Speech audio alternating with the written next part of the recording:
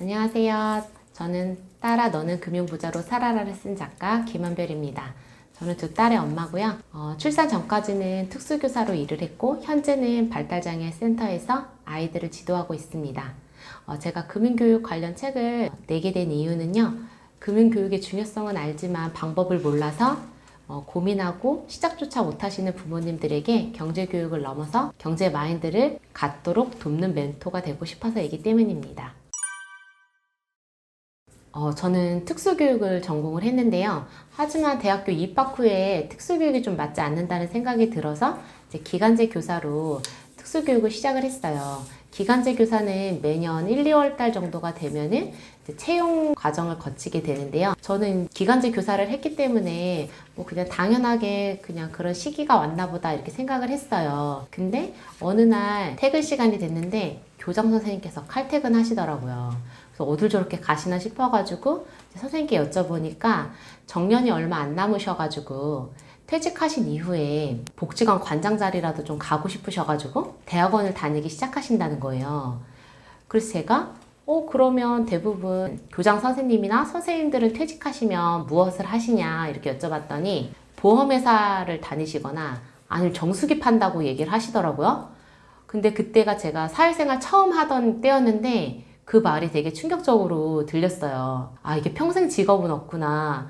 교사를 끝까지 해도 그리고 끝까지 하지 않아도 그만두고 나면 할 수 없는 게 마찬가지로 없는 거예요. 이제 그런 생각이 들다 보니까 저는 그 전까지는 자기 개발을 그냥 취미로 아이들 가르칠 때 필요한 것들 위주로 많이 이제 배웠었거든요. 근데 자기 개발을 이제 돈으로 좀 연결될 수 있는 것들을 배우기 시작하게 된 이제 계기가 되었고, 그저 그냥 돈에 대한 개념을 잘 모르고 있었던 것 같아요. 부모님의 영향으로 제가 버는 돈에 안에서 저축하고 제가 쓸 거 쓰고 약간 이제 그런 식으로 생활을 하고 있다가 어느 날은 이모랑 같이 드라이브를 하고서 이렇게 제 고향을 이렇게 쳐다보고 있는데 내가 여기서 나고 자랐는데 어떻게 땅 하나가 없지? 갑자기 그런 생각이 들더라고요. 그런 생각이 들면서 저는 이제 또 그런 생각이 들면은 바로 행동을 해야 되는 사람이어서 TV를 보다가 유명한 자산 관리자가 있었어요. 이제 그래서 그분에게 이제 상담을 잡고 바로 서울로 올라가서 만났죠. 만났는데 그때 제가 이제 들었던 이야기는 부자들이 하는 사고방식에 대해서 이제 얘기를 해주셨는데, 이게 어떻게 보면은 시중에 나와 있는 그런 부자에 관련된 책이나 재테크 서적 이런 것들에 대한 이야기일 수도 있어요. 근데 제가 말씀드리고 싶었던 이제 새로운 돈 개념이라는 거는 그런 것도 관심이 있는 사람들은 보지만 관심이 없는 사람들은 그냥 아무런 생각 없이 그냥 돈 벌고 그냥 돈 번 거에서 쓰고 그냥 그 정도라는 거예요. 근데 저 역시도 그저 그냥 돈이라는 거는 그냥 저축하고 그냥 나머지 거 제가 쓰고 아껴 쓸 거 아껴 쓰고 약간 그 정도의 그냥 돈에 대한 개념 자체가 아예 없었던 거죠. 근데 그 분을 만나면서 아, 돈이라는 게 돈을 벌고 그리고 돈을 버는 방법이 따로 있고 돈을 어떻게 해야 되는 건지에 대한 그 전반적인, 그리고 돈을 당장 그냥 버는 게 아니라 5년, 10년 어떻게 사용해야 되고 내가 일을 하지 않았을 때 돈이 어떻게 돈을 불려서 내가 편하게 내 자유롭게 살 수 있는지 등등에 대한 그런 전체적인 거를 로드맵으로 이렇게 그려주시더라고요. 그러면서 제가 생각이 완전 바뀌게 되었어요. 돈에 대해서. 자산관리자가 이제 제가 이제 처음에 갔는데 돈을 이제 그 상담비가 있을 거 아니에요. 내려고 했더니 워낙 그런 걸 좀 악용하는 사람들이 있어가지고 그냥 돈 받는다고 한 거고 그냥 해준다고 말씀하시더라고요. 근데 그때 그분이 이제 해주신 거는 뭐 돈 얼마 버냐, 한 달에 얼마 벌고 그리고 얼마 저축할 수 있냐, 뭐 그리고 뭐 이제 그런 좀 약간 세세하게 제 상황에 대해서 이렇게 물어보시더라고요. 그러면서 한 달에 얼마씩 저축해서 뭐 이게 복리가 어떻게 되고 어떻게 되면은 몇 년 뒤에는 대출을 얼마 껴서 뭐 건물을 하나 살 수 있는데 그 건물에서 나오는 수익이 어떻게 되고 그러면 이거 건물에서 나오는 수익으로 어느 정도 돈을 모아서 그럼 또 다른 거를 살 수 있고 이렇게 하면서 그 대출을 꼈을 때 어떻게 건물을 살 수 있고 약간 뭐 그런 것들에서 제가 이제 놀랐던 거는 이제 대부분 사람들이 대출하면 이자에 대해서 되게 무서워하고 그런 거에 대한 교육을 이제 안 받다 보니까 그런 게 약간 좀 두려움 이런 게 있었는데 그분은 그런 거를 너무 아무렇지도 않게 대출을 어떻게 지렛대처럼 활용해야 되는 건지도 말씀해 주시고, 그리고 이게 단순히 그냥 돈을 벌어서 건물 하나 사는 게 아니라 이걸 어떻게 불리고 어떻게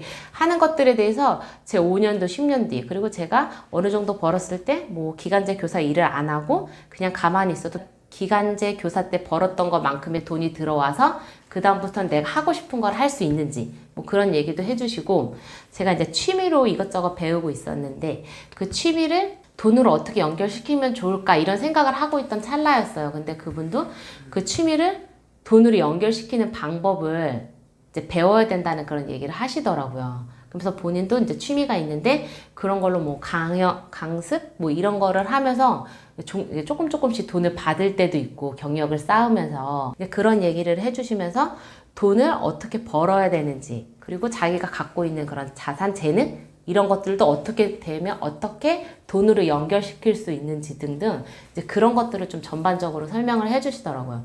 근데 그게 되게 좋았는데 제가 이제 다시 생각을 하게 된 이제 계기는 그분이 이제 그런 얘기 다 해주고 보험을 들게 하신 거예요. 근데 그 당시에 제가 이제 돈에 대한 개념이 이제 없었기 때문에 그 당시에는 이제 그분이 얘기하는 대로 이제 보험을 들었는데, 그 이후에 제가 이제 보험에 대해서 제 보험을 들려고 이제 공부를 하다 보니까 그 보험이 좀 이상한 보험이더라고요. 그래서 제가 세상에 공짜는 없다라는 이제 그때 그런 생각이 들었고, 내가 뭐를 모르면 그냥 남이 좋다고 하는 거, 남이 뭐 하는 거에 대해서 내가 그냥 휩쓸려 갈 수 있겠다라는 생각이 이제 그분을 통해서 되게 많은 것도 배웠지만 반면에 또 다른 것들도 좀 제가 배울 수 있는 계기가 되었죠.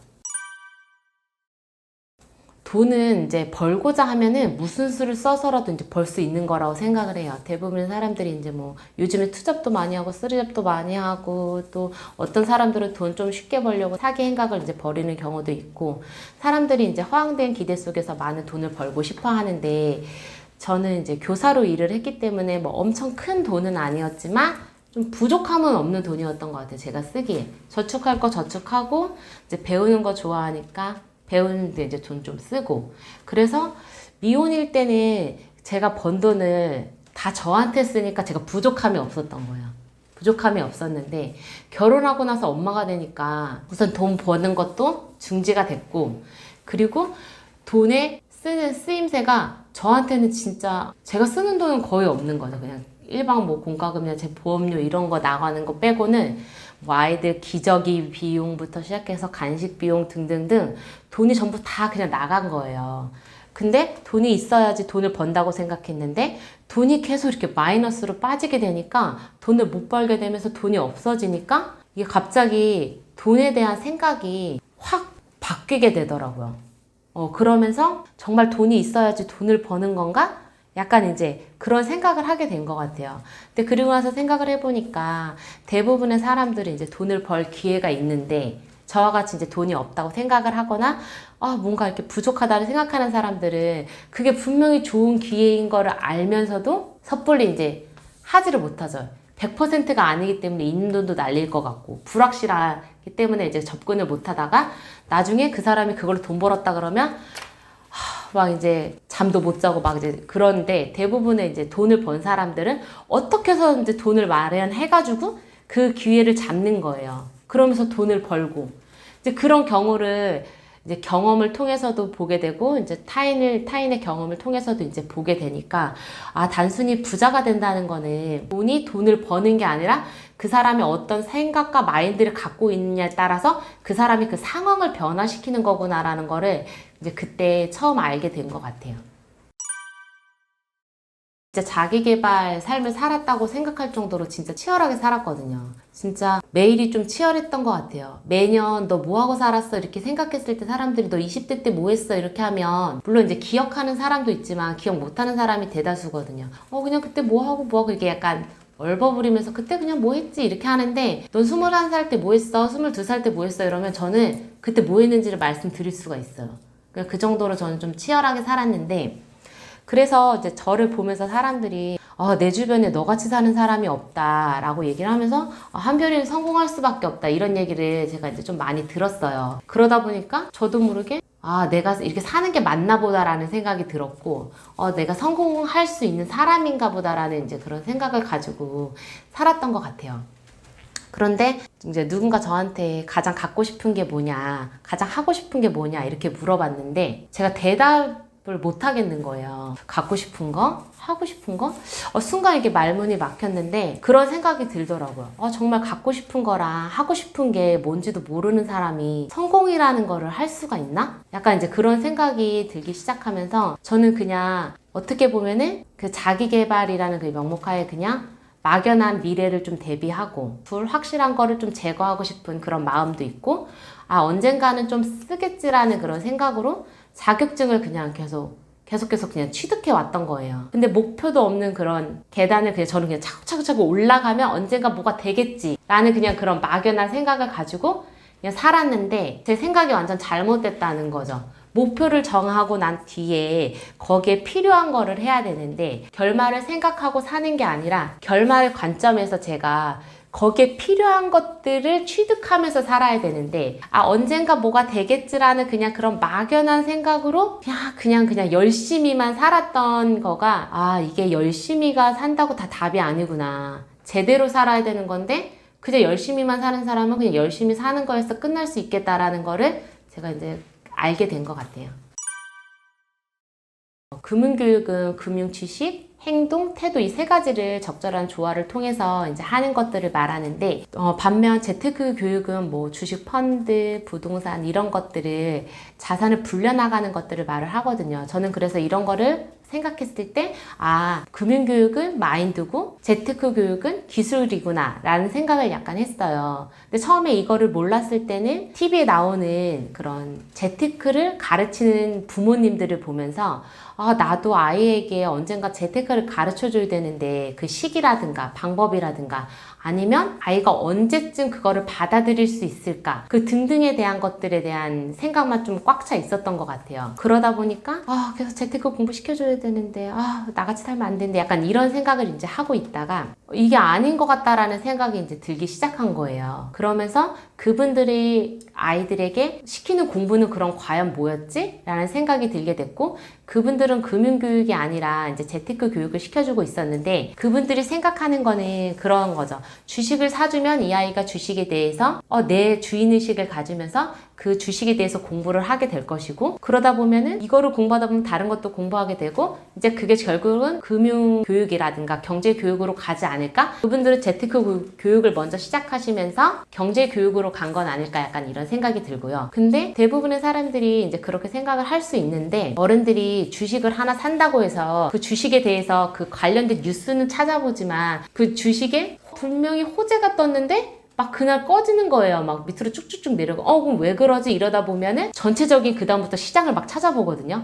코스닥, 코스피가 막 떨어졌으니까 이게 호재여도 이게 맥을 못 추는구나. 막 등등등 이런 것들을 이제 알게 되는데 그런 것들을 그러니까 재테크 교육을 하면서 시장 경제를 보려니까 이게 마음이 편하지가 않은 거예요. 오르락내리락 하잖아요. 이게 좋다고 분명히 생각해서 샀는데 근데 제가 이제 아이에게 가르쳐주고 싶은 거는 금융교육을 먼저 시작을 하면 전체적인 거를 보는 눈이 있으니까 거기 휘둘리지 않는다라는 생각을 갖게 된 거죠. 그래서 저는 부모님께 말씀드리고 싶은 거는 내가 금융 이론을 잘 모르는데 그걸 배워갖고 애한테 어떻게 가르쳐주냐라고 생각하실 수 있을 것 같아요. 근데 금융 이론을 가르쳐주는 곳들은 생각보다 많고 제가 말씀드리는 건 그런 거를 가르쳐주라고 말씀드리는 게 아니라 그런 호재가 있거나 뭐 등등등 해서 시장이 변동되고 뭐 부동산 경기가 침체되고 이랬을 때 우리가 갖고 있는 그런 마음이 있잖아요. 불안감이라든가 이런 것들을 아이들이 갖지 않으려면 그것을 볼 수 있는 안목이 있어야 된다고 생각을 하거든요. 그래서 그런 마인드를 가르쳐 주셨으면 해서 제가 말씀드렸던 거는 재테크 교육이 아니라 금융 교육을 먼저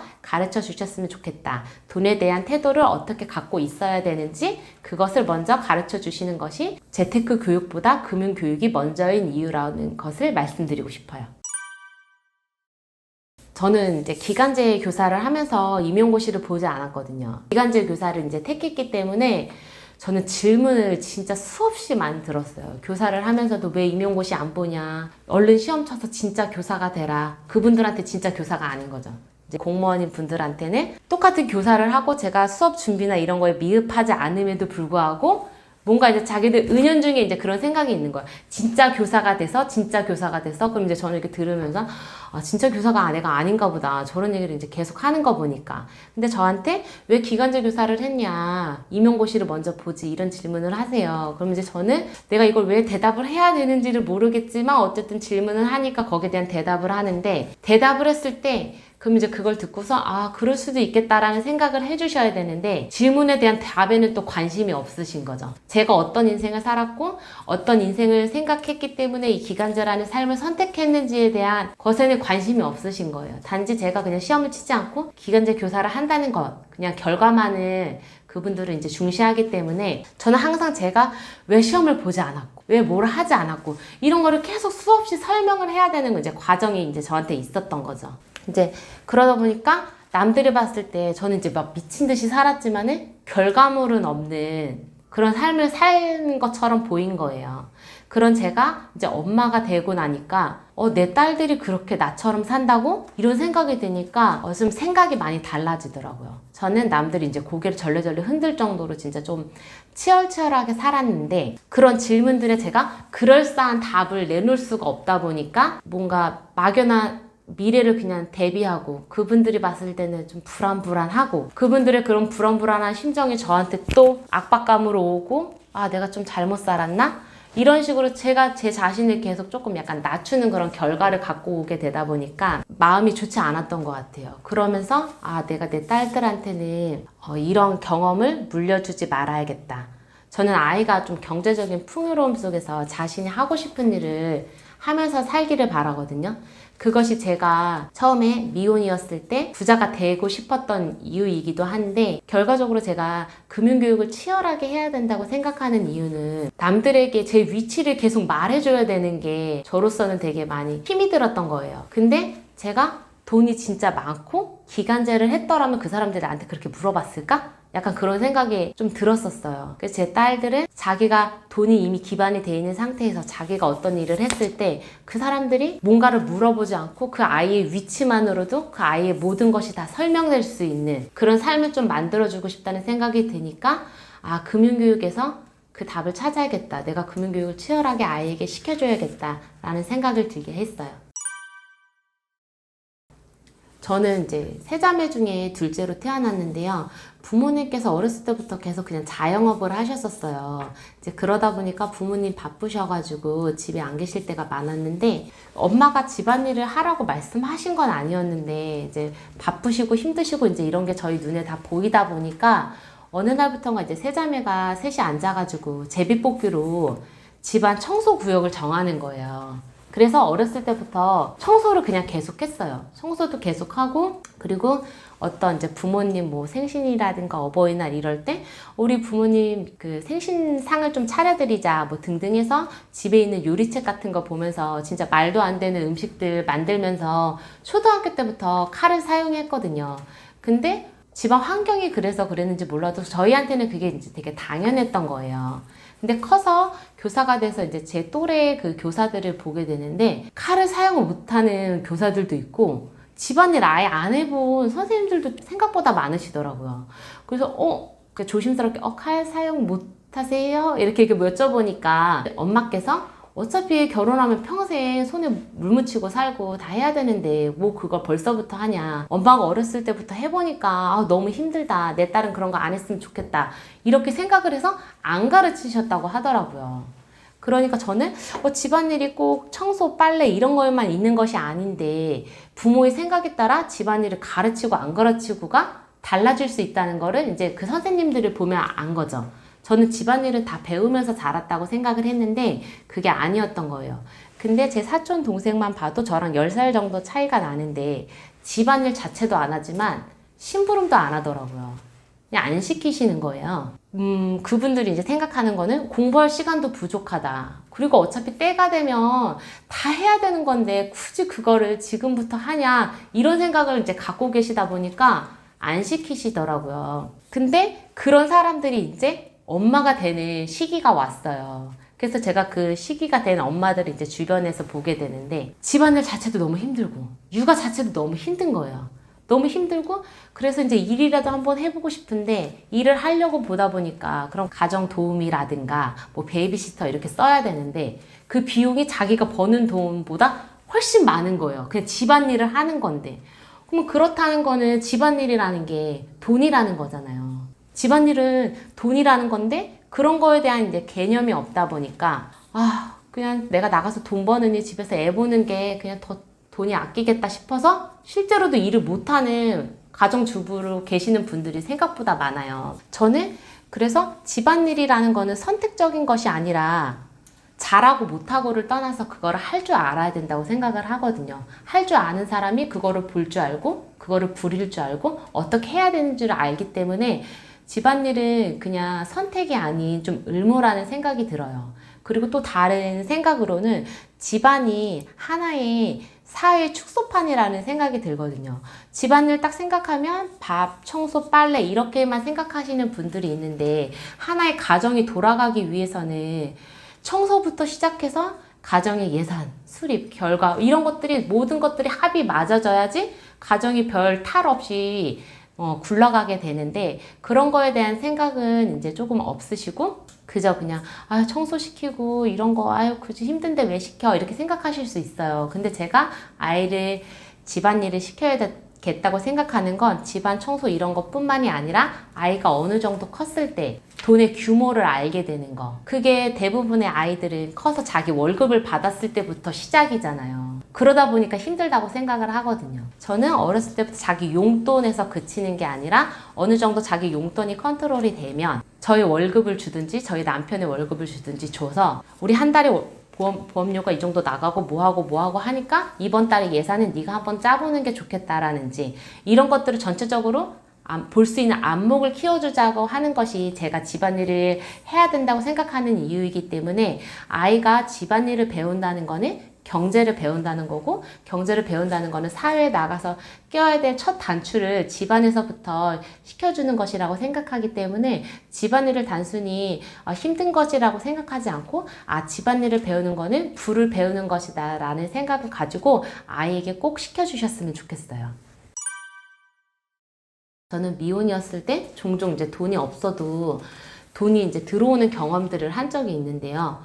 어느 날 내가 돈은 돌고 도니까 돈이 어디 쓰이면 돈이 또 채워지나 보다. 약간 이런 생각이 있었던 것 같아요. 그 돈에 대해서 긍정적인 생각을 갖고 있었다라기보다는 돈은 그냥 항상 채워진다? 약간 이런 생각을 했던 것 같아요. 근데 하지만 엄마가 되고 나서 아이에게 들어가는 돈이 정말 많아지는 거예요. 그러다 보니까 어느 순간 그게 아이한테만 들어가는 돈은 아니지만 뭐 이제 저희가 이사를 가야 된다든지 뭐 등등등 해서 이 현금이 막히거나 어디에 묶여있는 돈들이 있다 보니까 어느 순간 돈이 막혔다라는 생각이 들기 시작하면서 제가 그동안 돈에 대해서 돈은 항상 채워지게 돼 있어 라고 생각했던 게 갑자기 확 바뀌더라고요.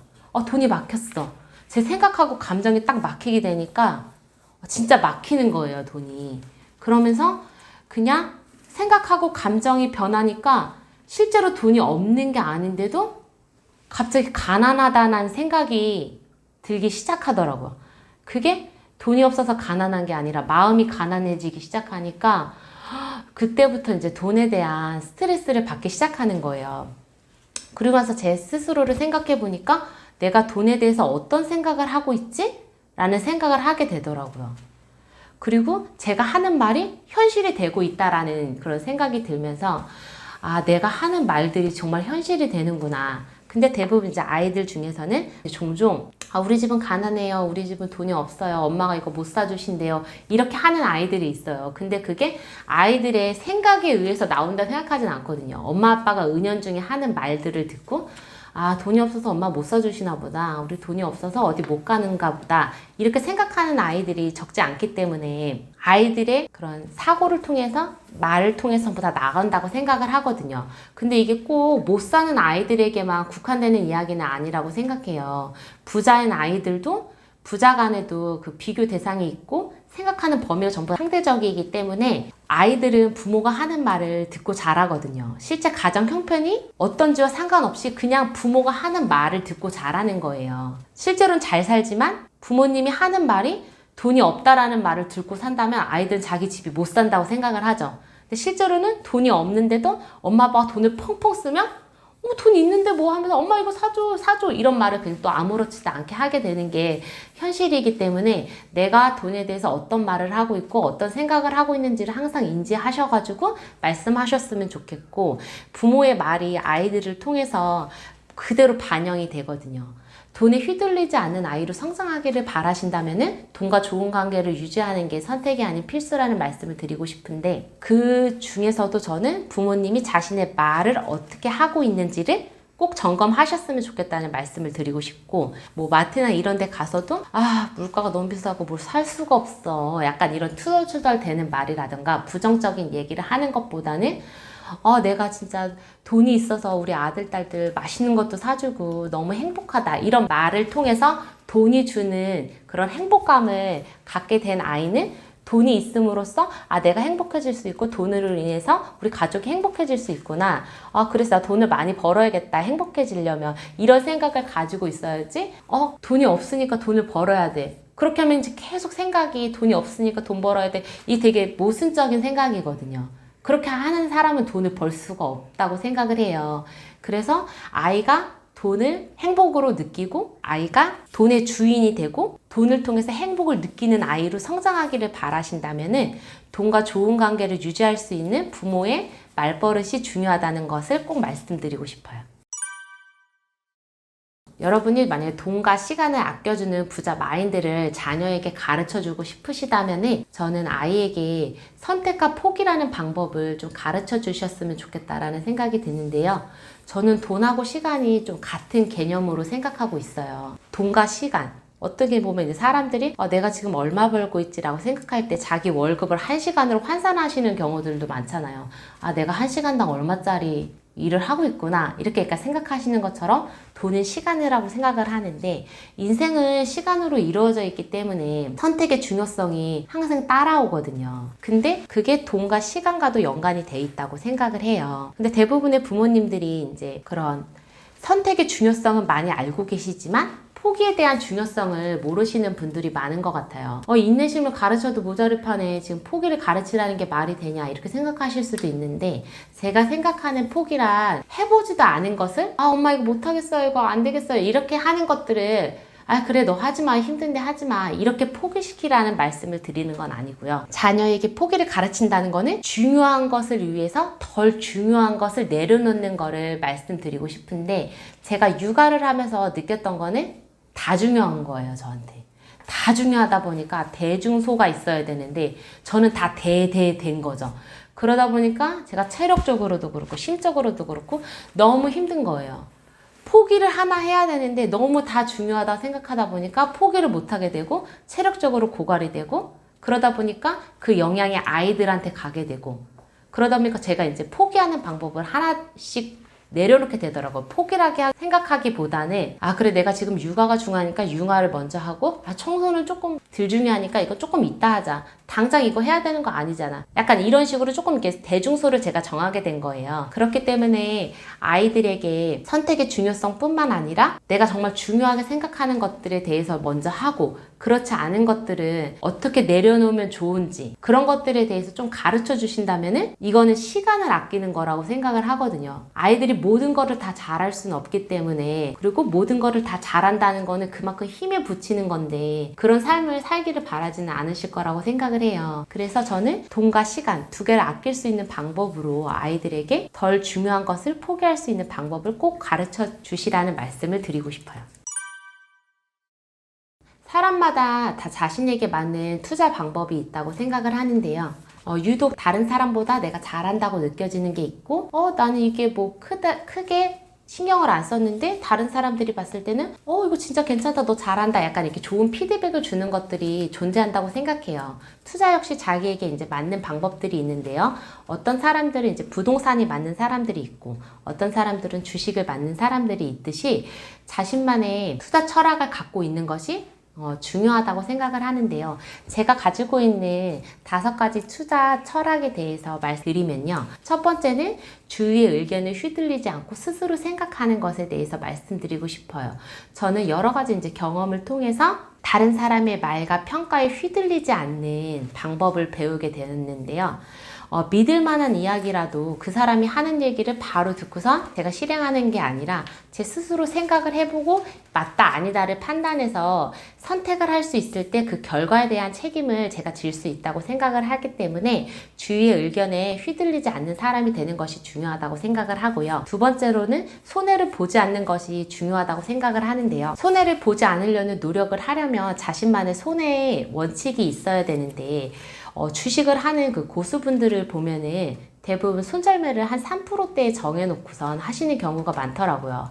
그분들이 3%대에 하는 경우는 단순히 3%가 떨어지면 밑으로 쭉 미끄러지니까 더 많은 손해를 볼 수 있어 이야기보다는 그 3%가 빠졌을 때 그 이후에 계속 시간을 자기가 원치 않는데 단기 투자하려고 했는데 장기 투자되는 경우가 있잖아요.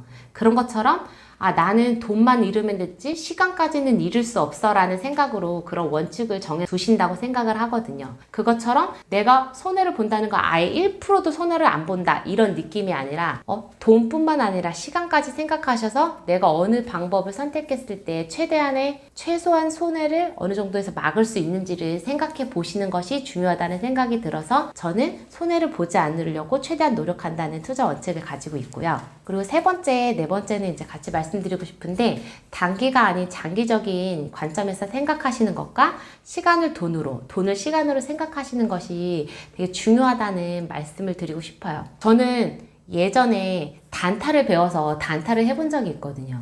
단타를 해서 한 달에 한 200~300만 원도 좀 벌어본 것 같아요. 근데 단타를 하면서 정신적으로 진짜 많이 피폐했어요. 이게 뭐 어떤 때는 돈을 벌지만 어떤 때는 돈을 잃어서 라기보다는 그거를 이제 계속 봐야 되는 거예요. 물론 이제 돈을 벌고 그날 장이 좋아서 좋게 끝나면 제 시간에 비해서 돈을 많이 벌었기 때문에 이제 기분이 너무 좋죠.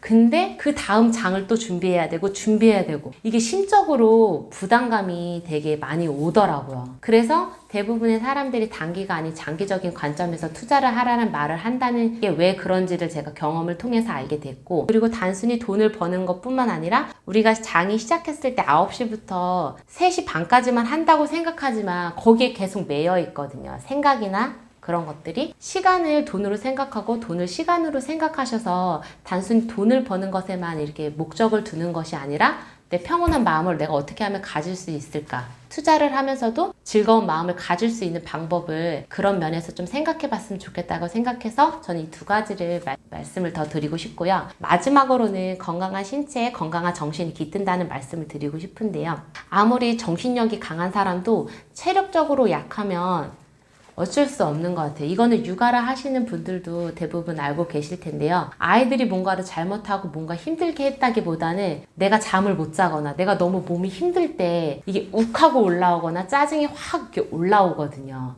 그만큼 체력이 정신력을 받쳐준다고 생각을 해요. 그렇기 때문에 투자라는 것도 내가 건강한 몸을 가지고 있어야 건강한 생각을 할 수 있어서 투자를 할 수 있는 거지, 그렇지 않으면 투기로 빠질 염려가 많기 때문에 꼭 건강을 챙겨야 된다는 말씀을 드리고 싶어서 저는 이 5가지를 꼭 말씀드리고 싶어요.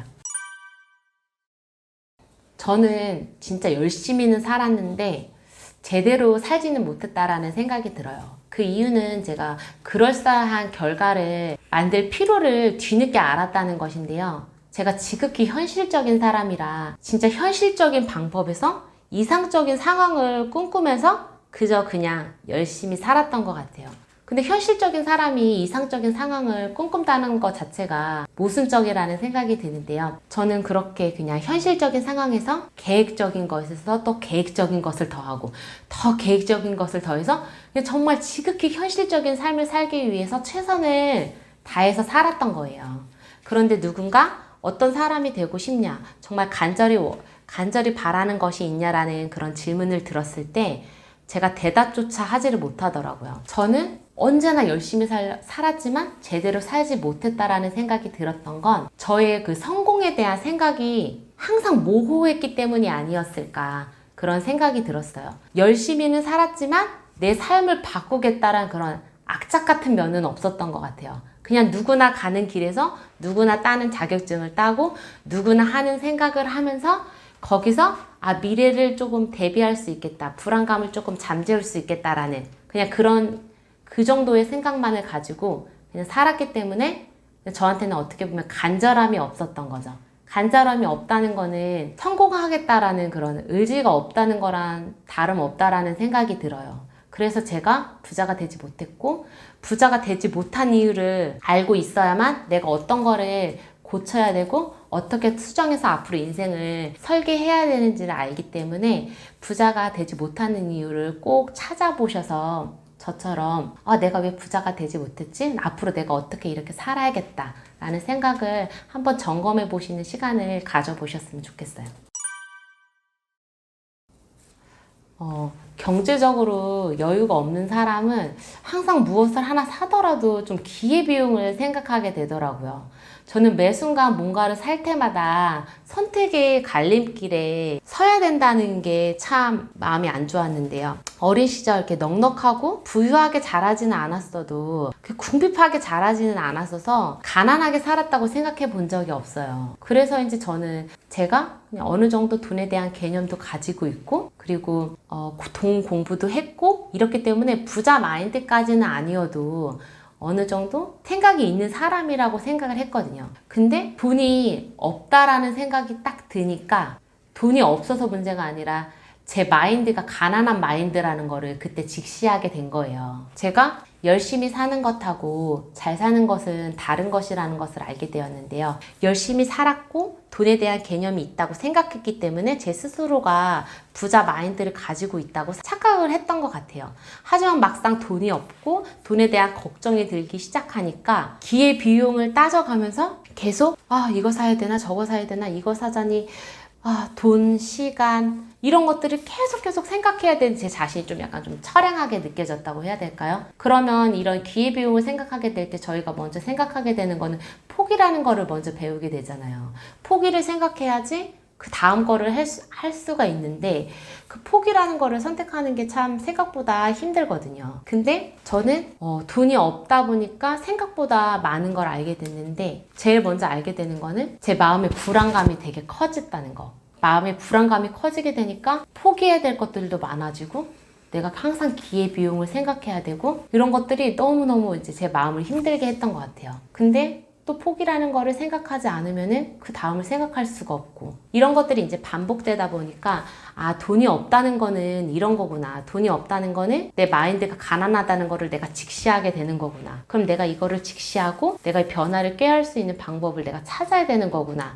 라는 거를 정말 돈이 없어서가 아니라 돈이 없다는 생각을 갖게 되고 가난한 마인드를 내가 갖고 있다는 거를 직시하게 될 때 돈이라는 걸 어떻게 생각해야 되는지를 그때 정말 제대로 알게 된 것 같아요. 자신만의 기준이 없다는 것은 모든 것에 다 모호하다는 생각을 가지고 있는데요. 자신만의 기준이 항상 필요하다고 생각해요. 자신만의 기준이 없는 사람은 타인의 말과 행동, 모든 것들에 대해서 영향을 받고 그리고 어떤 것을 결정할 때 확실함을 가지고 결정하기보다는 그냥 조금 더 나은 거, 이거보단 이게 낫겠지. 그냥 항상 모험 속에서 살고 있다라는 생각이 들어요. 그때 감정과 상황에 맞는 타인의 말과 기준에 따라서 제 결정을 하게 되는 거죠. 근데 한번 이제 뒤로 물러서 생각해보면 그게 당장 생각해야 될 것도 아니고 당장 결정해야 될 것도 아닌데 우리는 항상 마음이 조급함이 있고 뭔가 지금이 아니면 안 될 것 같은 그런 마음에 사로잡혀서 내가 원하는 기준에서 그것을 선택하는 것이 아니라 그냥 엉격별이하는 그런 결정들이 많은 것 같아요. 부자들 중에는 명확하지 않은 사람이 없다고 하더라고요.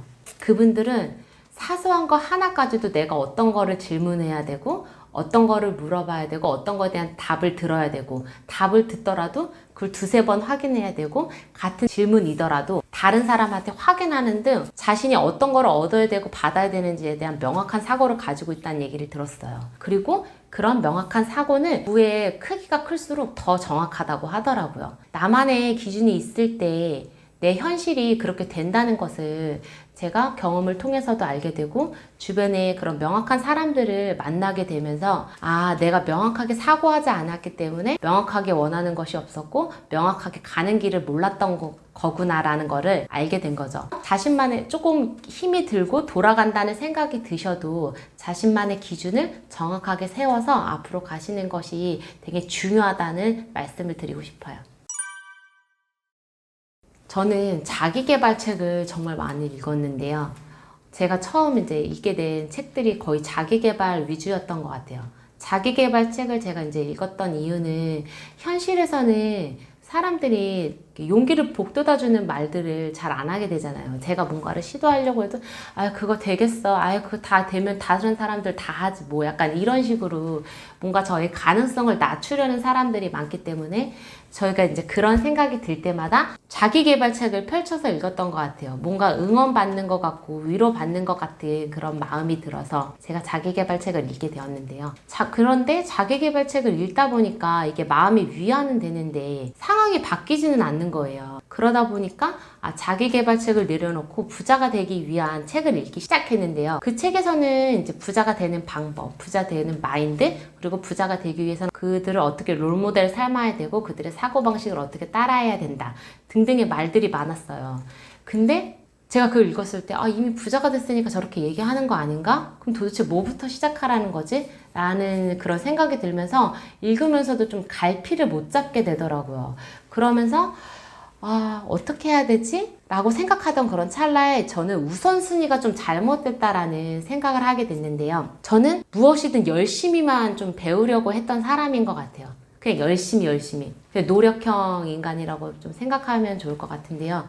근데 부자가 되기 위해서는 그냥 완전 전부 다 바꿔야 된다는 거를 생각하지 못했던 거예요. 제가 생각했던 그런 의식이라는 거는 단순히 그냥 자기 개발을 넘어서서 내가 뭔가를 바꾸겠다라는 생각이 들 때 내 모든 것을 바꿀 수 있어야 된다는 생각이 들거든요. 시간 관리를 하는 사람이 단순히 시간 관리해야지 약간 이렇게 생각하는 거는 시간을 쪼개서 내가 이 시간에 뭐 하고 이 시간에 뭐 하고 이런 개념이 아니잖아요.